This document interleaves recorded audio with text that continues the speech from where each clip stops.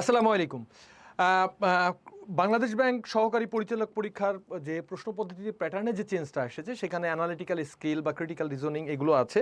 Critical রিজনিংয়ের একটা part, এটার একটা পার্ট হচ্ছে ডাটা সাফিসিয়েন্সি। আমরা এখানে একটা ডাটা সাফিসিয়েন্সি কোশ্চেন রেখেছি। তো এর একটা পার্ট হচ্ছে data sufficiency. Data sufficiency questions নিয়ে আসলে আজকে আমি আলোচনা করব একটা ডাটা সাফিসিয়েন্সি কোশ্চেন কীভাবে সলভ করবেন। সরি, ডাটা সাফিসিয়েন্সি না, রিজেম্বল কোশ্চেন, আমি ভুল করেছি। এটা রিজেম্বল কোশ্চেন, রিজেম্বল কোশ্চেন্স আপনারা কীভাবে সলভ করবেন ক্রিটিক্যাল রিজনিংয়ের, সেটা নিয়ে আমি আলোচনা করব। তো প্রথমে আমি আসি, এটা একটা রিজেম্বল কোশ্চেন। আপনারা এটা পড়লে অনেকেই মনে হবে হিব্রু ভাষায় কথা বলছি এরকম। যেমন most people who take experimental medicine, অধিকাংশ লোক যারা এক্সপেরিমেন্টাল মেডিসিন হিসেবে জিআরই বা এপিটি নেয় তাদের মাথা ডেভেলপ হেডেক, তাদের মাথা ব্যথা হয়। দেয়ারফর, এই কারণে ইফ এলিস যদি Alice doesn't take GRE or APT, Alice যদি জিআরই বা এপিটি না নেয় সম্ভবত she will probably not develop headache, তার মনে হয় মাথা ব্যথা হবে না। এটা হচ্ছে যে আমাদের মূল কোশ্চেন। এখন বলছে দ্য আর্গুমেন্ট, এটা একটা আর্গুমেন্ট বলা হয়েছে। এই আর্গুমেন্টটা above most resemble which of the following, এই আর্গুমেন্টটা কার সাথে রিজেম্বল করে? রিজেম্বল মানে হচ্ছে সাদৃশ্য। এখন সাদৃশ্য, এই আর্গুমেন্ট, একটা আর্গুমেন্ট আরেকটা আর্গুমেন্টের সাথে সাদৃশ্য করে কিভাবে, আপনারা অনেকেই কনফিউজড। তো সেটা নিয়ে আমি একটু আলোচনা করি। আর সাদৃশ্য মানে দেখতে একই রকম বা দুইজনের ফরমেশন একই রকম। যেমন আমি যদি বলি, মনে করেন একটা ত্রিভুজ আঁকলাম, এখানে 30, এখানে 60, এখানে 90 ডিগ্রি।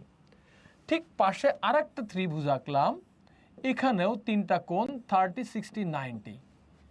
দেখেন দুইটা ত্রিভুজ কিন্তু সেম, দুইটা ত্রিভুজ কিন্তু সেম।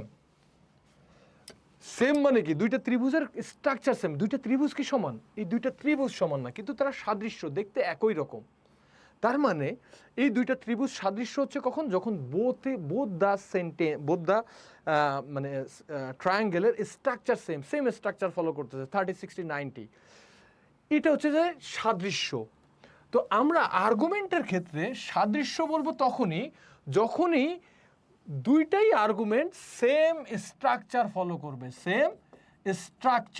করবে। এখন আমরা দেখি আমার আর্গুমেন্টের স্ট্রাকচারটা কেমন ছিল। খুব ভালো করে দেখেন, অধিকাংশ লোক যারা জিআরই বা এপিটি নেয় তাদের মাথা ব্যথা হয়। তার মানে জিআরই বা এপিটি নিলে হেডেক হবে।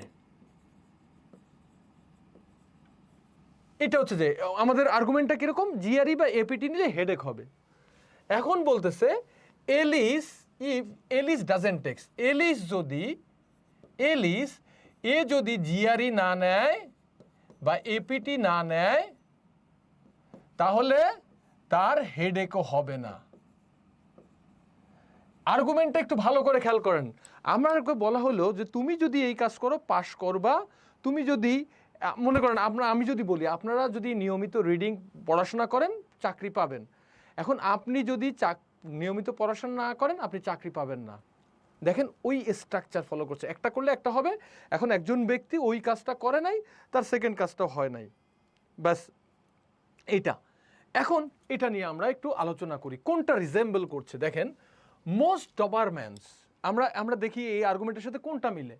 Most Dobermans are easy to train, তার মানে ডবারম্যান হলে তাদেরকে ট্রেন করা যাবে, বেশ ভালো কথা। এরপরে আসলে একজনের নাম, আমি নাম আছে এখানে বেদ। দেখেন বেদ is sure to have trouble in training the Doberman she just bought. এখন বেত হচ্ছে যে একটা এই কুকুর কিনেছে, বেত এক ধরনের কুকুর। তো বেত হচ্ছে যে, এখন দেখেন আমাদের হওয়া উচিত ছিল কি, বেত ডবারম্যান না এবং তাকে ট্রেনও করা যাবে না, কিন্তু সেই স্ট্রাকচারে কি আমার এটা ফলো করে নাই। বলা হচ্ছে কি একটা করলে একটা হবে। এখন একজন ব্যক্তি সেই কাজটা, প্রথম কাজটা করবে না, তার দ্বিতীয় কাজটা হবে না, কিন্তু এখানে কিন্তু সেটা হয় নাই। এবার আমরা দ্বিতীয়টা থেকে দেখি। ইউএস কার আর পুয়ারলি মেড, ইউএস কার হলে সেটা পুয়ারলি মেড হবে। এখন হওয়া উচিত কি যে এই অনুযায়ী একজন যেটা ইউএস কার হবে না এবং সেটা পুয়ারলি মেডও হবে না। কিন্তু দেখেন তো আমাদের কি বলছে, সিন্স দিস কার, কোনো কারের নাম নাই, এখানে নাম আসা উচিত ছিল একজনের, আসে নাই। It was not build in the United States, এটা বিল্ডে না। এটা since this car is well made, আমাদের হওয়া উচিত ছিল কি যে যেহেতু এই কারটা ইউএস কার না, তাহলে এটা পুরলি মেডও হবে না, কিন্তু সেই স্ট্রাকচারও ফলো করে নাই। আমাদের খেয়াল করতে হবে স্ট্রাকচারটা। এবার দেখি most Broadway play are well acted.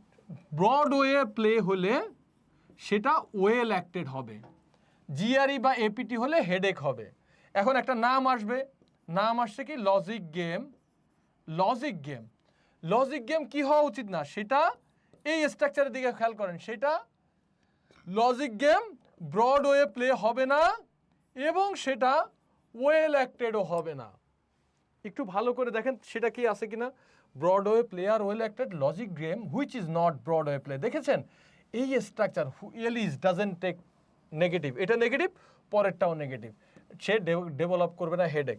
এখানেও কি হচ্ছে, সে প্রবাবলি কি হবে না, ডট ওয়েল অ্যাক্টেড।